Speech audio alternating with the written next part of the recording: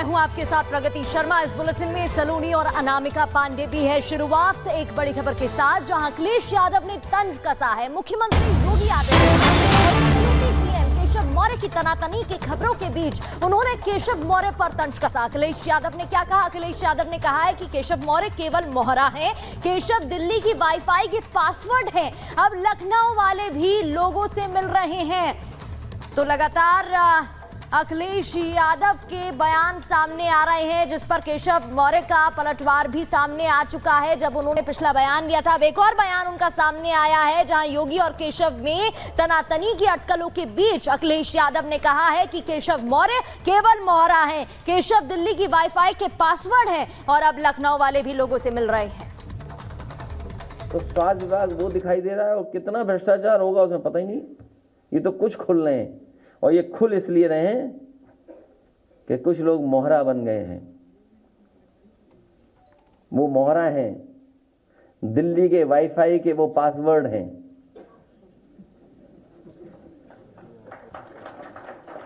ये नई तरह की टेक्नोलॉजी, तो टेक्नोलॉजी के हिसाब से बोलना पड़ रहा है। आप समझ गए होंगे कौन मोहरा है। सुनने में आया कि मौर्य जी मोहरा हैं, दिल्ली के वाईफाई के पासवर्ड हैं। अगर दिल्ली वाले किसी से मिलते हैं तो लखनऊ वाले भी मिल रहे हैं किसी से।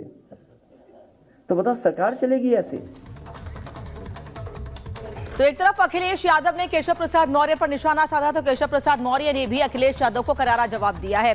केशव प्रसाद मौर्य का कहना है कि अखिलेश यादव खुद कांग्रेस का मोहरा बन चुके हैं। वो कांग्रेस बीजेपी को लेकर कम से कम गलतफहमी ना फैलाएं, गलत बातें ना फैलाएं। साथ ही केशव प्रसाद मौर्य ने कहा कि अपनी यानी समाजवादी पार्टी को खत्म होने से बचाएं, उनकी पार्टी खत्म हो रही है, उस पर ध्यान दें अखिलेश यादव। साथ ही उन्होंने कहा कि बीजेपी 2027 में 2017 दोहराएगी, कमल खिला है, खिलेगा और खिलता रहेगा। केशव प्रसाद मौर्य ने इसके पहले भी जब मॉनसून ऑफर की बात कही थी सोशल मीडिया पर अखिलेश यादव ने, उस वक्त भी करारा जवाब दिया था। और एक बार फिर केशव प्रसाद मौर्य ने अखिलेश यादव को मोहरा वाले बयान पर जवाब दिया है। और उनका कहना है कि अखिलेश यादव खुद कांग्रेस का मोहरा बन चुके हैं, लेकिन उनका फोकस अपनी पार्टी को बचाने पर होना चाहिए। और हमारे साथ हमारे सहयोगी अजय दुबे सीधे जुड़ रहे हैं, उनका रुख कर लेते हैं। अजय, आप देख रहे हैं कि एक तनातनी का माहौल तो चल रहा है, लेकिन बीजेपी के लिए जो तमाम नेता कुछ सुन नहीं सकते हैं। केशव प्रसाद मौर्य ने अखिलेश यादव से कह दिया कि पहले आप देख लीजिए आप किसके मौर्य हैं।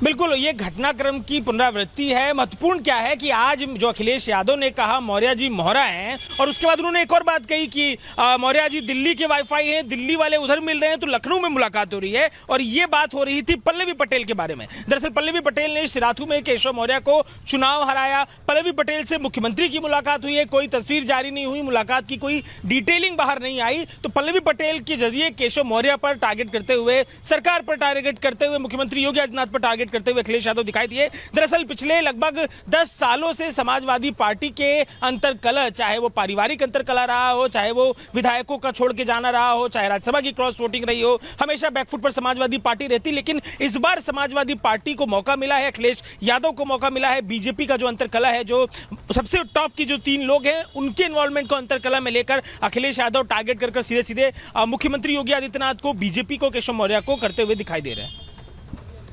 अजय, केशव प्रसाद मौर्य ने इसके पहले भी जब मॉनसून ऑफर की बात कही थी अखिलेश यादव ने सोशल मीडिया पर, तब भी जवाब दिया था। मतलब केशव प्रसाद मौर्य कह रहे हैं, एक संदेश देने की कोशिश कर रहे हैं समाजवादी पार्टी को, खासतौर पर अखिलेश यादव को, कि हमारी पार्टी के भीतर जो चल रहा है हम देख लेंगे, आप अपने पे ध्यान दीजिए, उस पर फोकस कीजिए, क्योंकि आपकी पार्टी खत्म होने की स्थिति में है। बिल्कुल, केशव मौर्य बराबर ये बात कहते रहे हैं। वो एक लाइन इस्तेमाल करते हैं, समाजवादी पार्टी समाप्तवादी पार्टी है, समाजवादी पार्टी का अंत नजदीक है। ये बात वो हमेशा से कहते रहे हैं। आज अखिलेश यादव ने मानसून ऑफर को बढ़ाकर जो ठंड का मौसम है, उस मानसून ऑफर को लेकर विंटर ऑफर तक एक्सटेंड कर दिया है। मजाक मजाक में उन्होंने ये बात कही, केशव मौर्य को निशाने पर लेते हुए उन्होंने ये बात कही। लेकिन सीधे तौर पर केशव मौर्य जो भी बातें वो कर रहे हैं उसका खंडन और उनको जैसे को तैसा का जवाब देते हुए भी दिखाई दे रहे हैं। और उत्तर प्रदेश की राजनीति में जो ये पूरा घटनाक्रम है, बेहद रोचक मोड़ लेता हुआ दिखाई दे रहा है। बिल्कुल अजय, आप बड़ी बातें बता रहे थे कि किस तरह से रोचक माहौल बन गया है। बहुत शुक्रिया जुड़ने के लिए और जानकारियां देने के लिए। और चलिए आगे बढ़ते हैं। इस बीच बड़ी खबर बताते हैं दर्शकों को, जहां खबरें आ रही कि केशव प्रसाद मौर्य 4:30 बजे करीब दिल्ली के लिए रवाना होने वाले। ये बड़ी जानकारी। इससे पहले खबर आई थी कि ब्रजेश पाठक पहुंच रहे, लेकिन बताया जा रहा है कि ब्रजेश पाठक कल आएंगे। आज शाम दिल्ली पहुंच जाएंगे केशव प्रसाद मौर्य, ये जानकारी मिल रही है। शाम 4:30 बजे का वो समय बताया जा रहा है कि केशव प्रसाद इस दौरान दिल्ली पहुंचेंगे। ये बड़ी खबर इस वक्त की हम आपको बता रहे हैं। ब्रजेश पाठक को लेकर जो खबरें आ रही थी, ये जानकारी मिल रही है कि वो कल दिल्ली पहुंचेंगे और केशव प्रसाद मौर्य आज ही दिल्ली पहुंच रहे हैं। 27 और 28 अगस्त को दिल्ली में बीजेपी की बैठक है और उससे पहले केशव प्रसाद मौर्य आज पहुंचने वाले हैं। ये बड़ी खबर इस वक्त की हम बता रहे हैं। इससे पहले भी केशव प्रसाद मौर्य पहुंचे थे और एक बार फिर वो आ रहे हैं और कल ब्रजेश पाठक वो भी पहुंचने वाले हैं। 20 लाख लोगों द्वारा पंजाब में मेंबर पार्लियामेंट चुना गया, एनएस से लगाकर अंदर रखा हुआ है। ये सबसे मीटू में, ये सारे केसों में ये सबसे करप्ट है। कांग्रेस का हाथ अलगाववादी और आतंकवादियों के साथ हमेशा से रहा है।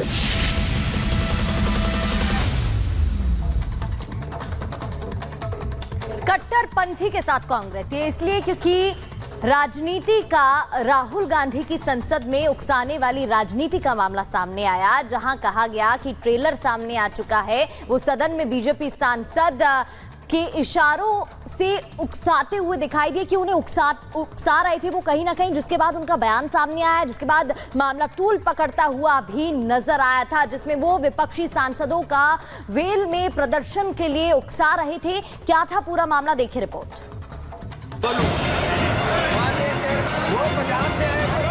उन्होंने कुर्बानी देश के लिए दी। वक्त अलग है, तारीख अलग है, संसद सत्र अलग है, लेकिन शख्स एक ही है जो हर बार जब मौका मिलता है वही करते हुए कैमरे में कैद होता है, जो जनता के चुने हुए एक सेवक को शायद नहीं करना चाहिए। संसद के मानसून सत्र के दौरान कांग्रेस के सांसद चरणजीत सिंह चन्नी और बीजेपी सांसद रवनीत सिंह बिट्टू के बीच नोकझोंक हो रही थी। बजट पर चर्चा के दौरान चन्नी ने रवनीत बिट्टू पर निजी टिप्पणी कर दी।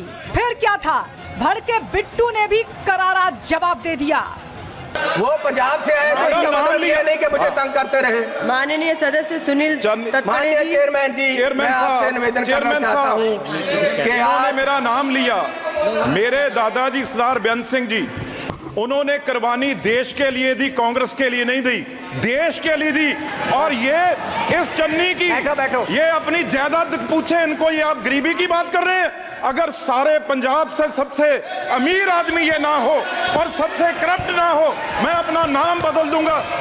जिस वक्त दोनों माननीयों के बीच बहस हो रही थी, राहुल गांधी संसद में ही मौजूद थे, लेकिन देखिए कैसे राहुल उकसाते हुए कैमरे में कैद हुए।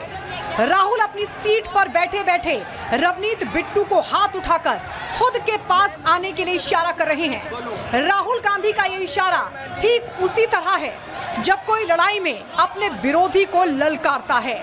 इसके बाद दूसरे विपक्षी सांसद भी राहुल के नक्शे कदम पर चलते हैं और अपनी अपनी सीटों से उठकर बिट्टू को अपने पास बुलाने का इशारा करते हैं। इस उकसावे वाले वीडियो को बीजेपी ने सोशल मीडिया एक्स पर पोस्ट करते हुए लिखा कि राहुल गांधी का इस तरह से हिंसा भड़काना खतरनाक है। हालांकि ये कोई पहला मौका नहीं है जब राहुल गांधी ने संसद में इस तरह का व्यवहार किया हो। इससे पहले राष्ट्रपति के अभिभाषण पर चर्चा के दौरान भी उनका सांसदों को उकसाते हुए वीडियो सामने आया था, जिसमें वो अपने गठबंधन के सांसदों को वेल में आने के लिए इशारा करते कैमरे में कैद हुए थे। लेकिन जिस तरह राहुल बीजेपी सांसद बिट्टू को उकसाने के लिए इशारा कर रहे हैं और चन्नी के खालिस्तानी प्रेम पर मौन साधे हुए हैं, जब इसे लेकर रिपब्लिक भारत की टीम ने राहुल गांधी से सवाल किया तो उनकी झल्लाहट साफ दिखाई दी। क्या कर रहे हो यार?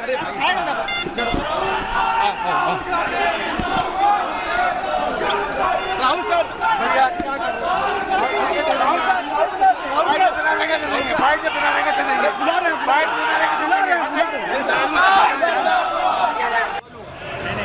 जहां एक तरफ कांग्रेस पार्टी राहुल गांधी चन्नी को एक समझदार नेता साबित करने पर तुली है, वहीं बीजेपी उनकी नासमझी और उकसावे वाली राजनीति पर सवाल उठा रही है और पूछ रही है कि क्या कोई राजनेता ऐसा ओछापन भी कर सकता है। Bureau report, Republic Bharat. और 24 घंटे होने को हैं, लेकिन कुछ खालिस्तानी प्रेमियों का प्रेम कम होने का नाम नहीं ले रहा है। चरणजीत सिंह चन्नी ने सदन में जो बयान दिया, उसके बाद हर जगह राहुल से लेकर कांग्रेस के नेताओं से माफी मांगने की बात हो रही है, लेकिन माफी तो छोड़िए, कोई बयान का विरोध भी नहीं कर रहा है। तो सवाल यह है कि क्या चन्नी के बयान देने के पीछे मास्टरमाइंड और कोई है?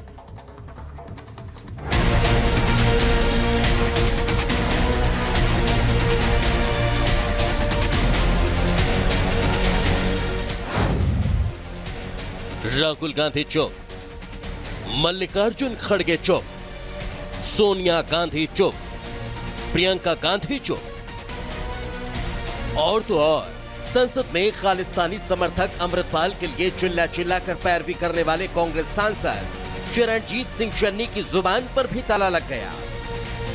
संसद के बाहर न तो अब वो कुछ बोल रहे हैं और न ही सुनना चाह रहे हैं।